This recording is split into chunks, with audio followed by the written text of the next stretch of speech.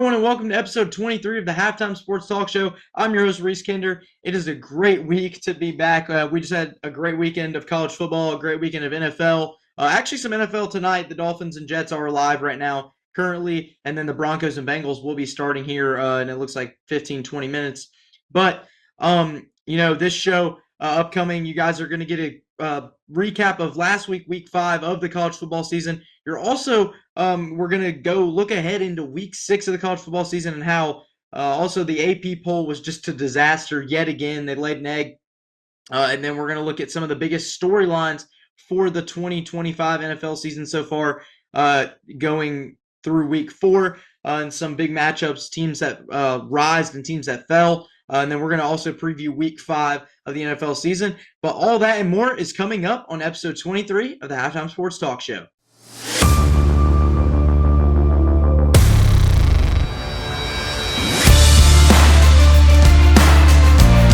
Welcome back to the show.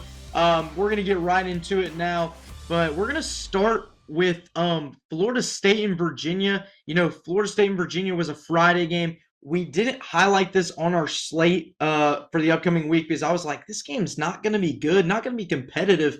But boy, was I wrong. I mean, Friday, it just all got started. Double OT win from the Cavaliers, 46-38. And one of the greatest field storms I've ever seen in watching college football. This was outstanding, just an outstanding matchup for both teams. Virginia coming in this one now 2-0 in the ACC after winning against Florida State on Friday night.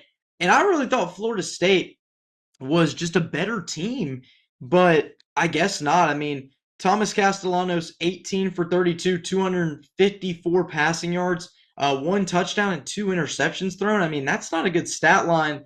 Very inaccurate for Thomas Castellanos. The interception to actually seal the game against Virginia, that pick in the end zone, which inevitably led to the field rush.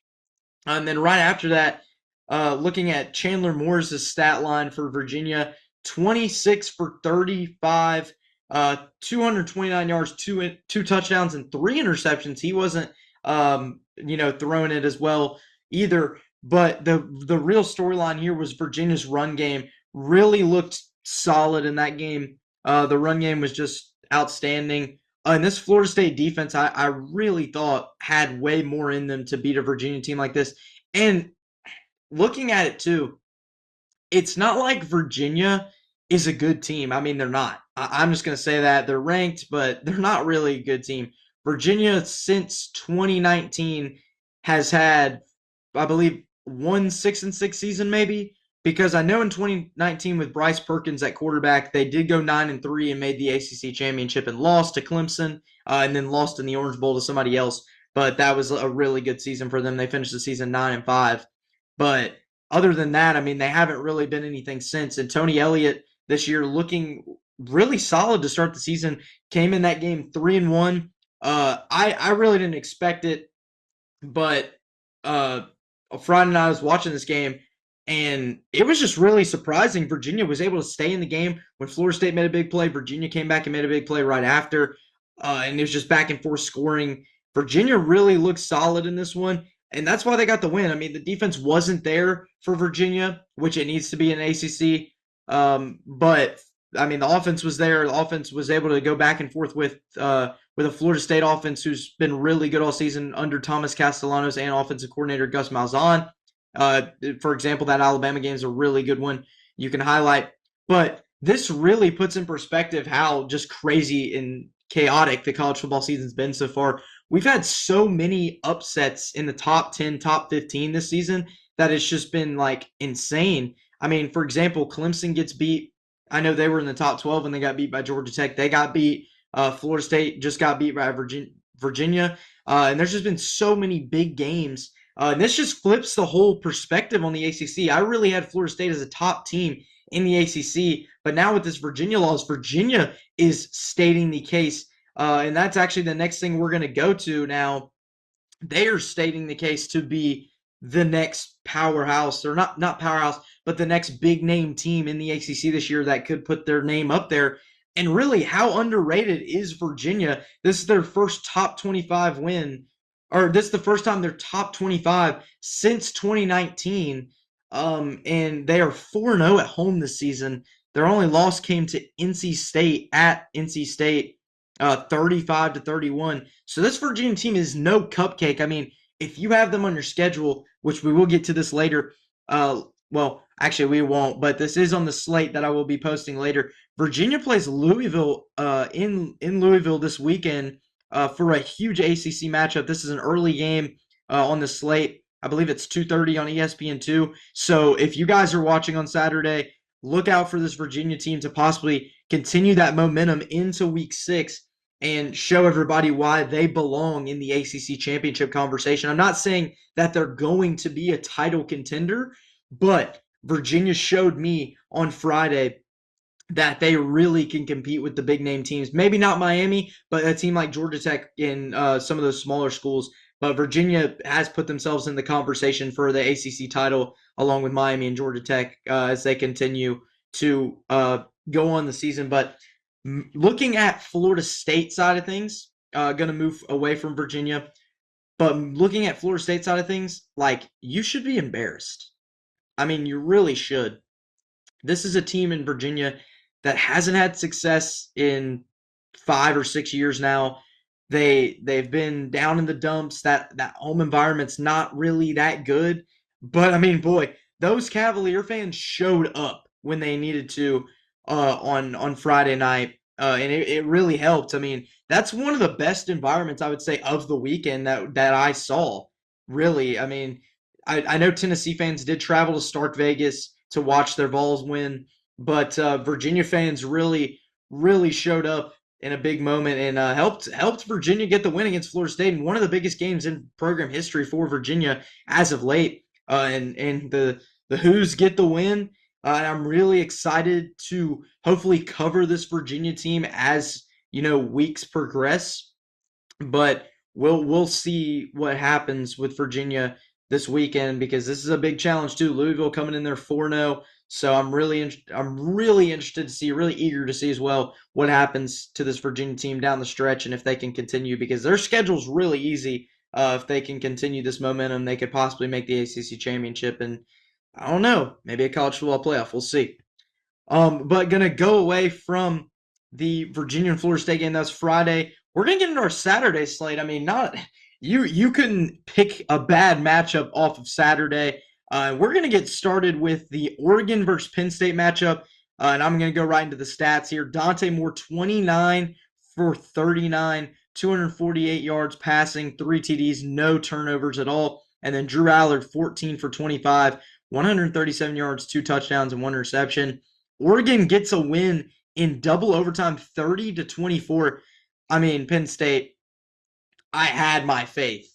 I had my faith. I picked Penn State. Me, as a stupid analyst, picked Penn State to win this game, and I should have known that Dan Lanning was going to outcoach James Franklin. I should have known that. I mean, Dante Moore, the stat line, just outstanding. He only missed 10 completions and threw 3 touchdown passes in Happy Valley. And this dude's a redshirt freshman quarterback looking like a Heisman contender. And I'm really pleased with Dan Lanning's coaching ability. He executed well in that game against Penn State. And, I mean, the Nittany Lions just had no answers. And Drew Allard, I mean, what are you doing? 14 for 25, 137 passing yards. That is not a good stat line at all. That just shows me right there that Penn State does not have a pass game. And I think I should have known this more. I should have done my research more before Saturday last week. I should have known that Penn State was going to do this because Penn State has not played anybody on their schedule. They have not at all. They've played a bunch of cupcake teams, and Oregon was their first real test, and they just laid an egg completely. I mean, maybe the defense was okay for Oregon, but Allard was still able to do some things with his arms and his legs. But I mean, you're playing in one of the toughest environments in college football. It's your home stadium. How do you not win this game? I mean, it's just plain and simple. It comes to coaching at this point. Like James Franklin, I don't know the last time he's won a big game. It might have been the Michigan game when Sheck West became a thing. Like when Mo Bamba, Sheck West song became a thing. That might have been the last time that Penn State won a big game in Happy Valley or anywhere. I mean, it's just a common occurrence that the Nittany Lions seem to drop a game that really matters. And this is why Penn State is probably not going to be in the Big Ten championship. I could be wrong, but they still have OSU on their schedule. I believe they still play Indiana, and Indiana's number 8 in the country now with the new AP poll that just came out. They're number 8 in the country. So the Big Ten, if you're Penn State, I mean, if you're a Penn State fan, I would be scared. I would really be scared because it just shows me now that I mean, you just can't simply win big games. Yeah, of course you'll beat the Iowas, you'll beat the Minnesotas, you'll beat the Purdue's, you'll beat the maybe the Illinois, you'll beat the Nebraskas, you'll beat the teams you're supposed to, but you can't beat the teams like Oregon or Ohio State or Michigan or, for example, USC now is good, Indiana. If you can't win those games, you're not fit to be a Big Ten contender. I mean, it's just plain and simple. It really just showed me on Saturday, and that's the next thing we'll get into. Is Penn State's very inconsistent when it comes to big games. And I'm really disappointed in James Franklin as a coach. And you heard it after the game. Fire Franklin. That's what the Penn State fans want. I mean, in my opinion, I don't know if Penn State wants to do that because Franklin does have a good recruiting. He's always had great teams. But if you look at this, I mean, Penn State, you just gotta win a big game. Until you win a big game, I'm gonna pick against you every time. I'm gonna do that. I love Coach James Franklin, really good coach, really good guy. I just don't think he has it in him to win a big game. He couldn't do that at Vanderbilt, and he can't do it here at Penn State. So till then, I'm gonna have to say the Nittany Lions just lose those big games that they have remaining. But I'll just keep covering them as the season progresses. But really disappointed in Penn State. But Oregon gets the win 30-24, double overtime game. Really pleased with Oregon's performance, and we're gonna move on now to the next game on our slate. And if you guys heard the buzz before the week started, Whit Weeks and Lane Kiffin's daughter, dating supposedly. I guess they are. But this game, LSU Ole Miss, Lane Kiffin trying to get a big win on the season, trying to show why Ole Miss is for real. And boy, he did. 24-19. The Rebels got it done at home. But here's the stat line. Garrett Nussmeier, 21 for 34, 197 yards, 1 touchdown, 1 interception. And then Trinidad Chambliss, 23 for 39, 314 yards, 1 touchdown, and 1 interception. Excuse me. But great game from the Rebels. I mean, the defense was there. I was really pleased with the way Ole Miss was able to stop LSU from those deep passes that we've seen this year, and also the run game too. But I really wasn't pleased with Nussmeier. Garrett Nussmeier did not perform well at all. He was thrown into double, triple coverage sometimes. Some incomplete balls. That interception really hurt. And just wasn't able to execute. But I don't necessarily think a lot of LSU fans are overreacting. A lot of people are overreacting after this loss. I think Ole Miss is a good team. I just think LSU needs a little bit more to work on. I still feel like LSU will be a top 10 team to finish the season, probably a college football playoff team to finish the season. And I would really be stupid to not say that that's going to happen because I just don't see LSU losing any more games the rest of the season. I mean, Vanderbilt at Vandy. Vandy's actually pretty good this season, so that's a possibility. But other than that, I really don't see a game that LSU drops. And Ole Miss, really, the crowd was a big factor. But I'm gonna get to the guy that really helped out Ole Miss a lot, Trinidad Chambliss. I mean, just a great. This guy's a D2 quarterback, and I mean, I love to watch him. I love Austin Simmons. He was a great quarterback, but Trinidad Chambliss, a really good quarterback. 23 for 39, 314 yards, one touchdown. I know the interception hurts and not a lot of touchdowns with 314 yards, but this dude was throwing balls in tight windows that you don't see most quarterbacks do. And Trinidad Chambliss looked like a really good quarterback out there for Ole Miss. And I think Lane Kiffin found his answer finally. I mean, I know Jackson Dart could win big games, but also he would kind of come close to winning them, and LSU would lose in the last seconds because the defense wasn't necessarily as good. But this time, Ole Miss's defense showed up and backed up Trinidad Chambliss, and Ole Miss was able to get the win. And this Rebels team, this is the next thing I'm going to get into. This Rebels team is way better than I thought they were. I mean, I think now they're number 4 in the country. I think now this Ole Miss team has a shot to be an SEC championship type of team if they continue their ways. Because Ole Miss 5-0 already on the season. I believe they have maybe it might be like Florida 2 weeks or something like that. I don't know who they play, but if Ole Miss is able to win those games, those big games that they can, I really feel like the Rebels have something going for them in Oxford, and I think Lane Kiffin has found the quarterback.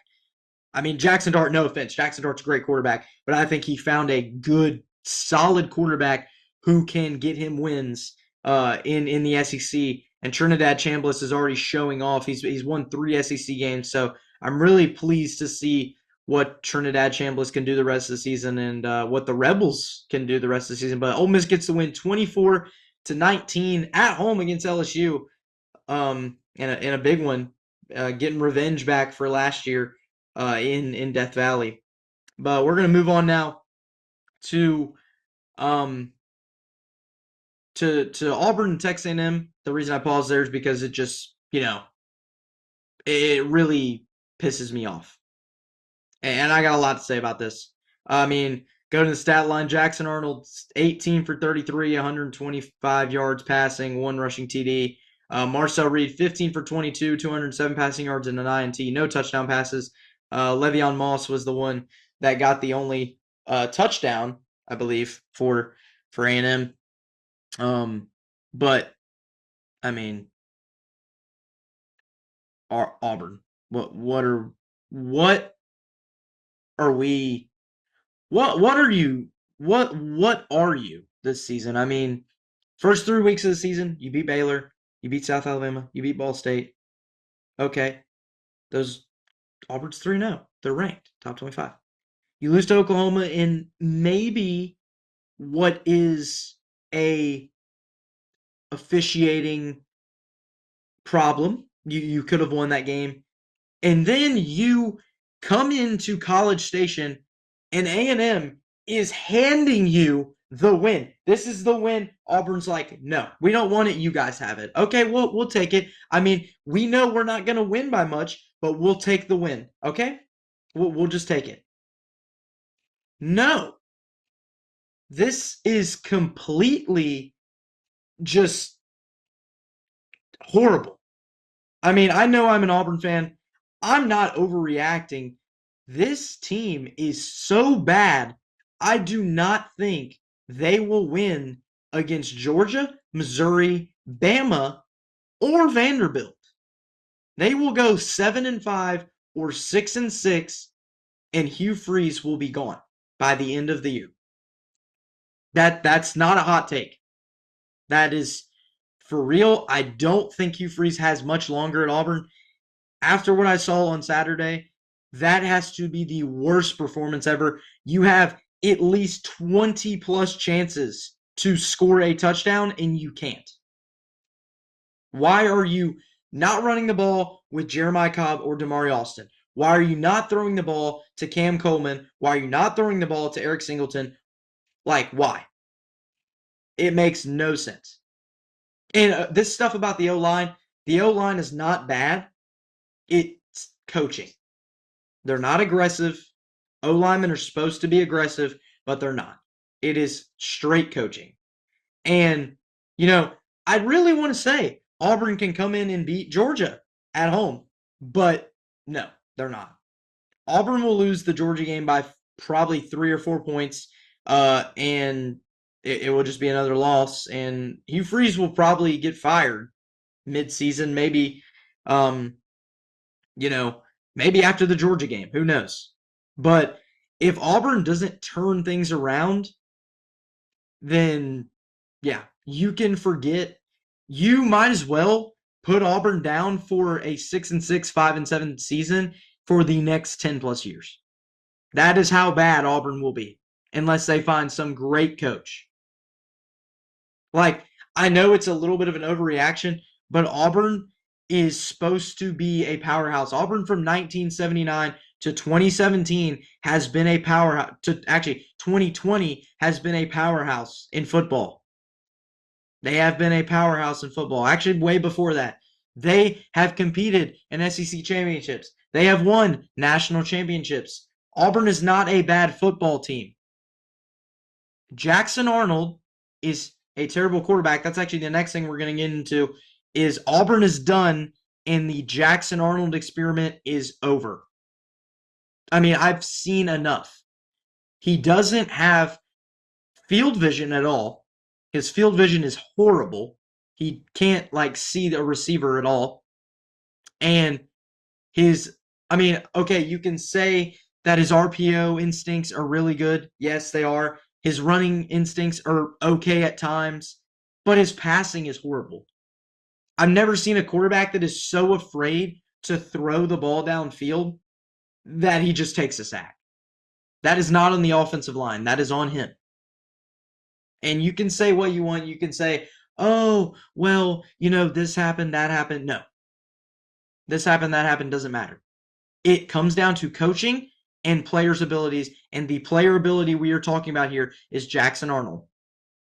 And Auburn just simply will not be good unless they make a new game plan, a new scheme, and let Derek Nix call the plays. I mean, you can't just let Hugh Freeze call the plays. I know he's the head coach. You can't let him call the plays. He's not been doing a good job at calling the plays, so someone else needs to take over. Until he realizes that, Auburn, to me, will be a 6-6, 7-5 team. Now, will they change my mind in 2 weeks? I don't know. The night game in Jordan-Hare could be deadly for Georgia, but until then, I really don't know what's going to happen. But gonna go away from my rant now. Auburn loses to Texas A&M 16-10. We're gonna move on to the next part of the show and highlight the next game, which is Georgia and Alabama. The next game up is Georgia and Alabama. Stat line for the game: Ty Simpson, 24 for 38, 276 yards passing, 2 touchdowns, and then Gunnar Stockton, 130 yards passing, 13 for 20, and 1 touchdown. And man, I've been down on Alabama all season, but I gotta say, congratulations. I mean, they played great in that game against Georgia. Caden Proctor with the catch in the second quarter, that was good. And Ty Simpson, just a great game overall. Looked like he was able to see his receivers downfield. Had enough time in the pocket. That O-line actually held up. And Alabama's offense and defense both played really good. Held Georgia to 21 points at home. First loss for Georgia in Sanford Stadium since, I believe, 2019, since Will Muschamp was the coach at South Carolina. And, yeah, Ty Simpson just really, really executed well. But, yeah, Bama gets a big win. And then going to Georgia side of things, Gunnar Stockton, I mean, didn't really impress me that much. I mean, 130 yards passing, 13 for 21 touchdown. It was all right, but it could have been better. I feel like you could have found more receivers. But Stockton just didn't look like he was ready for this big game. And that's what makes me question, going back to the Auburn thing. Like, if Auburn performs good, I mean, they have the defense to do it. They can beat Georgia, but it just depends on what happens with Gunnar Stockton. But yeah, Bama came in there with a great game plan and executed it well and got the win. And I really feel like this Bama team will be really good. But the question is, how does this help Bama later in the year. I mean, Bama still has a pretty tough schedule. They have Auburn, obviously, at Jordan Hare Stadium. They have LSU. They have Oklahoma. They have Missouri. They have Vanderbilt this weekend, Tennessee. I mean, I just named a bunch of top 15 teams besides Auburn that can can beat Bama. And if Bama's not ready, if they have a bad game, then those teams can beat Alabama. But I really was pleased with Alabama's performance on Saturday against the Bulldogs, and the Crimson Tide came up with a big win. And I'll really be interested to see what Kalen DeBoer and his squad can do. Maybe they can make a college football playoff possibly um, this season after the struggles last season. But we'll see. But gonna move on now to our next game on the slate. It's USC and Illinois. This was an early game. If you guys were up at 11 a.m., this was an early game. Jaden Mayava, 30 for 43, 364 passing yards, 2 touchdown passes, and 1 interception. Then Luke Altmaier, 20 for 26, 326 yards, 2 TDs in this game, and just a great game from Luke Altmaier and Jaden Mayava. I mean, this game was a solid game. Really, really good game. Illinois did get the win, though, 34-32. But I was really pleased with the performances from both quarterbacks and both offenses. And really, I mean, if you look at this game, I think the reason USC lost this game, they don't have a Big Ten defense. That's one thing Lincoln Riley needs to work on with the Trojans. But the Trojans, I still think, will be a good team. They did drop out of the AP poll, but I really do feel like they'll still be a solid program. And Jade Mayava and Luke Altmaier still got tons to learn as the season goes on. But USC still has some pretty big games, and I'm really excited to see the Trojans continue what they've been doing. And Illinois, I mean, proving the doubters wrong, gets a huge conference win, huge confidence win as well. After dropping a 63-10 game to Indiana 2 weeks ago, they bounced back. Luke Altmaier showing everybody why Illinois still belongs in the college football playoff conversation. And I really, really love what I saw from Illinois, from the Fighting Illini on on Saturday, and it was a great game, 34-32. Really solid showing from both programs, but Illinois was able to come up with a big win and get it in Champaign. So we'll see. We'll see as Illinois progresses in the season what games they can win. And I really have high hopes for this Illinois team moving forward, and also the USC team as well that has some solid players on that squad. But going to move on now. That will do it for our Week 5 recap. We're gonna get into our Week 6 preview now. So, you know, I feel like I picked a lot of upsets, or picked the most common matchup, and there was more upsets than I thought. So guys, the picking record was above 500 last week, and now it's back to below 500. I went like 3-7. Yeah, I went 3-6. I went 3-6 for the week. So, yeah, we're 18-20 so far on the year, but we're gonna bounce back this week. I have a strong feeling we're gonna be able to bounce back and get some games in, and we're gonna start it off now with game day, college game day, in Tuscaloosa for Vanderbilt and Alabama. Vanderbilt 5-0. That really sounds surprising. 5-0 Vanderbilt versus 3-1 Alabama. Vanderbilt 1-0 in the SEC. Alabama also 1-0 in the SEC. This game, big implications. Last year, obviously, the shock of the entire college football season. Alabama coming in that game ranked number 1 in Nashville, and then the Commodores just show everybody that they're actually good at football last year. And Diego Pavia beats the Crimson Tide 40-35 in Nashville, and that from then on, Bama just looked like a bad football team, and Vanderbilt looked like a good football team, and they continued to do things that season and made a bowl game last year, beat Georgia Tech in the Birmingham Bowl, and they finished their season 7-6. And this Vandy team, already almost a bowl-eligible team, still got a lot of tough games on the schedule, but I really have high hopes for this Vandy team.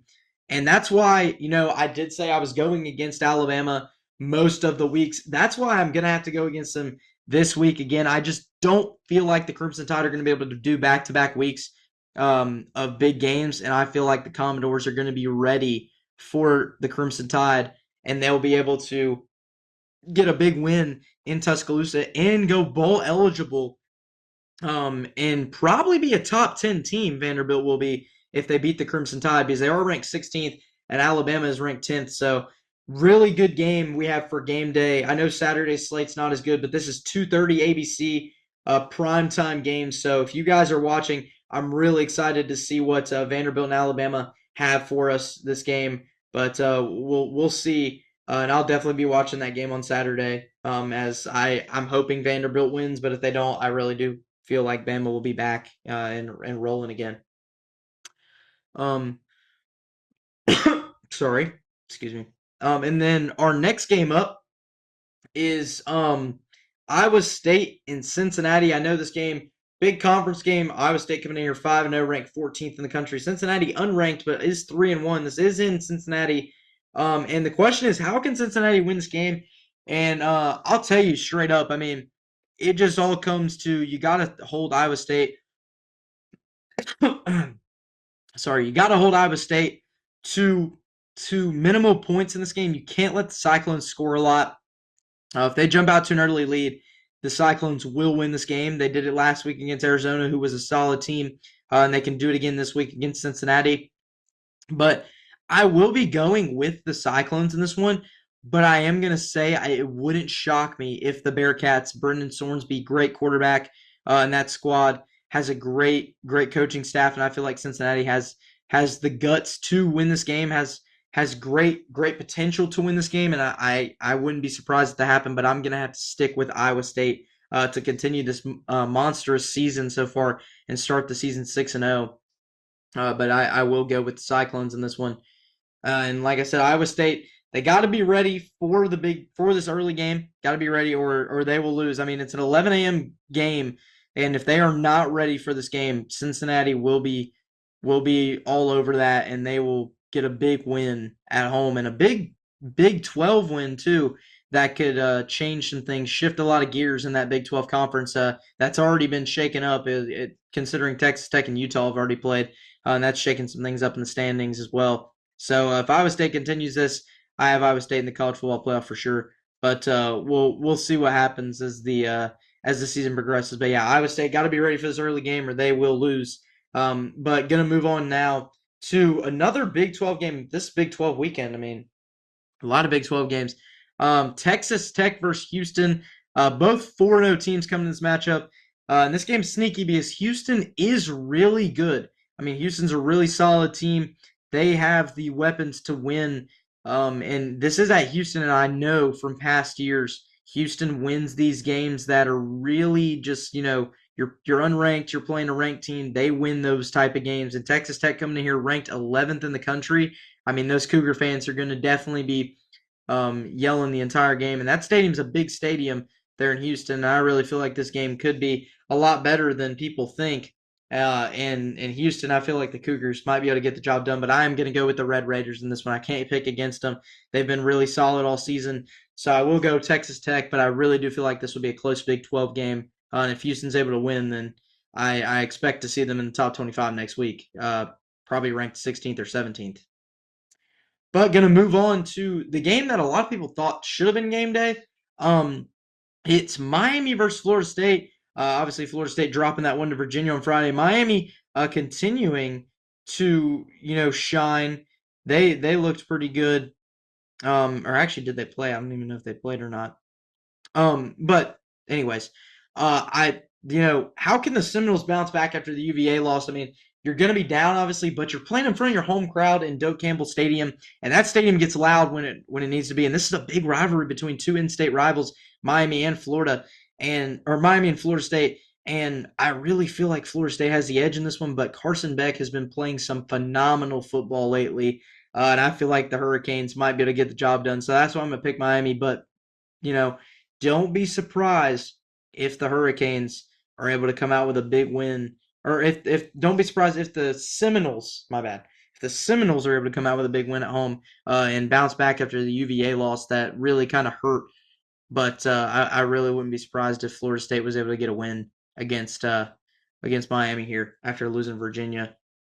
But gonna go to our next game on the slate.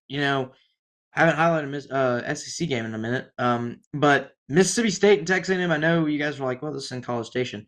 But the Bulldogs, I mean, they can win if their defense is there. Mississippi State did drop the game to Tennessee last week, 41-34 in overtime. Tough loss for the Bulldogs, but it really gives me confidence to say that I think this Mississippi State team is a lot better than advertised. I really feel like Jeff Lebby's gotten the program down here in year two, I believe. And I'm really excited to see what this Bulldogs team can do going into College Station. And if they're able to get the job done, which I think they can, then I feel like they can beat Texas A&M. But for now, I'm going to go with the Aggies in this one because I really feel like Marcel Reed be able to use his legs more in this game. And if he's not, then Mississippi State wins this game. But for now, I'm going to go with the Aggies to win this one in College Station. But that will do it for our Week 6 preview. If you guys want to see all the game picks, go check out the Instagram at halftimesports_official. The graphic is at the bottom there.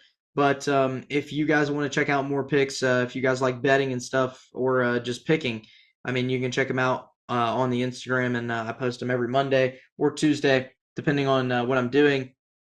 But yeah, that's going to do it for the college football week 6 preview. We'll be back next week with some bigger matchups. But we're going to move on to the AP poll yet again. I mean, man, I at this point put me as an AP writer because I really just hate the AP poll at this point. It's just putting why are we putting Alabama top 10 and Florida State 18 when Bama lost to them by 2 scores? That's the only thing I'm saying for the AP poll this week. It's just been very bad. It just makes no sense why Bama is top 10 and they lost to Florida State by 14 points. But yeah, the AP poll lays another egg yet again. But overall, I mean, the rest of it looks pretty good to me. But that's all I kind of wanted to talk about with the AP poll. Not too much on it. Maybe just 1-2 seconds of kind of just why Alabama's ranked ahead. But other than that, I mean, the AP poll looks phenomenal. So yeah, gonna move on now to we're gonna stay on football. Basketball season's not here yet, so we won't be talking about that for a long time. But gonna stay on the football topic side of things. Gonna go to NFL Week 4 recap. We're gonna start with Jackson Dart getting his first win in his first career start in his NFL debut. Beating the Chargers 21-18. A great showing from Jackson Dart. Just very poised out there, able to throw the ball to those receivers. Sadly, Malik Neighbors did get injured towards ACL. But really excited for the young rookie and Jackson Dart to hopefully shine. And they play the Saints next week, and Jackson Dart gets another opportunity, new week, new opportunity for him to show why he is probably the Giants' franchise quarterback, I think. And if Jackson Dart continues to do what he can to win, I feel like this Giants team will be better than a lot of people think. And Jackson Dart, just a great way to start your rookie debut, start your NFL debut. Getting a big win against the Chargers, 21-18, and last week I did say the Chargers possibly could start 4-0, but sadly did not drop that game to the Giants just because the offense. I mean, the offense of the Giants was not there at all. Or not the offense of the Giants. I meant the offense of the Chargers was not there at all. That's probably why the Chargers lost. But yeah, the Giants shine in a big win with Jackson Dart at starting quarterback, able to efficiently throw to those receivers and get the Giants their first win of the season. So yeah, really excited to see what's in store for the rest of the season for the Giants. And then the next headline up, Michael Penix proves his doubters wrong with a huge win over the Washington Commanders. Last week lost to Carolina 30-0. Did not look good. Turned the ball over a lot. And then Michael Penix comes out, plays at home against the Commanders, and shines in that game. I mean, I know the Commanders had Marcus Mariota at quarterback. Jaden Daniels was out with a knee injury. But Michael Penix just looked really good in that game. Was efficient in his passing, able to throw in those tight windows that I wanted him to throw in. And Penix just looked like a solid quarterback, looked like the quarterback the Falcons were hoping for. And the Falcons go to 2-2 now, so really interested to see what the Falcons can do the rest of the season as it continues to progress. But yeah, moves to 2-2 after Michael Penix has a great game, bounces back after a terrible performance against the Carolina Panthers, and really excited to see what this Falcons team has in store for the rest of the season. Don't know if they'll make the playoffs, but going to keep an eye on those Falcons for for the remainder of the season. And our next headline up is the Chiefs. The Chiefs, I think, are officially back, guys. I know some people hate to hear that, but I feel like they're officially back. They won against the Ravens yesterday, 37-20. Great win from the Chiefs, and we're able to get a big confidence win as well. Patrick Mahomes shined in that one, threw 4 touchdown passes. And this Chiefs team just looks like they're back, and I was really eager to see if the Chiefs were going to win this game, and the Ravens fall to 1-3, which is not an ideal start for Lamar Jackson and the Ravens. But I feel like they will get things going again. But the Chiefs look like they're back, and I'm really excited to see if this team can maybe make another Super Bowl. We'll see, but I hope not. I'm not really a Chiefs fan. I don't like Chiefs, but I do think there's a possibility that that could happen, and the Chiefs will be able to win some more games. We'll see. Um, and the last headline of week 4, last night, Sunday Night Football, the Packers and Cowboys tied 40-40 in what, my opinion, what was the best offensive game I've seen from two teams this season already in the NFL. Micah Parsons returns to Dallas. Dak Prescott had a night. I mean, if you were a fantasy god, if you love fantasy football, um, I mean, if you had Dak Prescott on your team, 30 points for Dak Prescott. Just looked outstanding in that game and was able to get the job done. So, yeah, the Packers and Cowboys tie. So, the first tie of the NFL season, and 40-40 in overtime. I will say one thing, like, really quickly. I do wish the NFL changed their rules to college overtime rules, because if they did, then I think you would have a lot more fun games. Like, you'd have better games with like double overtimes or triple overtimes. It'd be really fun to see that. And oh, excuse me. It'd be more fun to see um in in NFL for sure. But yeah, Cowboys and Packers 40-40 tie on Sunday Night Football, and um yeah, Micah Parsons returns and can't get a win in Jerry World, but maybe they'll meet each other again in the playoffs. Who knows? We'll see. Actually, that was not the last thing of week 6 or of week 5 of week 4. Sorry, guys, I'm just saying every week. Of week 4 recap. The last one is the Titans look to have the number 1 pick yet again after just getting destroyed by the Texans, getting shut out. And Cam Ward, and I quote, says, "We ass." Yep. Um, he's kind of right. I mean, the Titans um haven't won a game this year, have looked terrible. Um, just not showing up. I mean, if this Titans team wants to get wins, I think it starts with coaching. I think Brian Callahan needs to be fired, honestly. Hate to say it, young guy, but I really do feel like Brian Callahan needs to be fired. And I mean, we'll see. I mean, I could be wrong. Maybe the Titans get things turned around, but like Kim Ward said, we ass. And yeah, Titans get blown out against the Texans. Texans get their first win of the season. And finally win a game, actually a divisional game, so it's big for the Texans, but the Titans fall to 0-4 on the season. But gonna go into our NFL Week 5 preview. And starting off, we got the Vikings travel to London to face the Browns after playing in Dublin last week against Pittsburgh. Pittsburgh, they won that game, so the Vikings look to bounce back against another AFC North team, and I feel like they can. But yeah, just really interesting to see that the Vikings are staying overseas. I didn't even know the London games or the overseas games started this early. I knew the Brazil one did, but I didn't know the ones in like London or Germany or France or Sweden. I don't even know where they play them anymore. Started, but yeah, really, really good for NFL. But yeah, I feel like the Browns and Vikings should be a solid game. Joe Flacco versus Carson Wentz in a big game for the Browns. So really interested to see what can happen. And we'll see in Dublin, or we'll see in London on Sunday morning at 8:30 a.m. And then obviously we talked about it a minute ago, the Ravens. This is the next headline up. The Ravens look to get back on track after falling to 1-3. against they're going to play the Texans this weekend. That's a pretty good game for them. I feel like they can win that one. Fell to 1-3 on the season so far, and they need to get things back on track and get it going again. So hopefully the Ravens can flock again and get in the playoff picture. But we'll see. And I feel like Baltimore will get things going. Just some early struggles, but we'll see.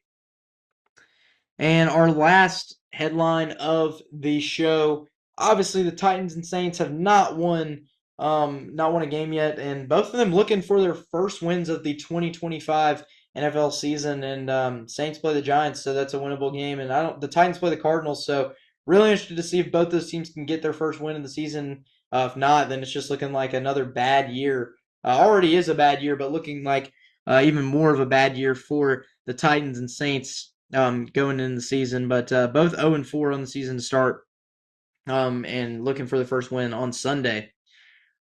But that is going to do it for episode 23 of the Halftime Sports Talk Show. It was a great show. I mean, obviously this upcoming weekend, week 6 of college football, and then week 5 of NFL. Probably be talking a little bit more NFL because college football, I don't think there'll be a lot to talk about. Just not many big games, but as always, don't forget to like and subscribe on the videos, guys. We got to get the views up, and go follow on the Instagram, go follow on the Twitter as well. Also, go check out the Spotify if you guys are interested in listening to podcasts. But other than that, guys, hope you guys have a great rest of your weekend, a great week as well. Hope you guys stay healthy, stay safe. But we will be back again next week to recap college football and NFL. And yeah, that's going to do it for episode 23.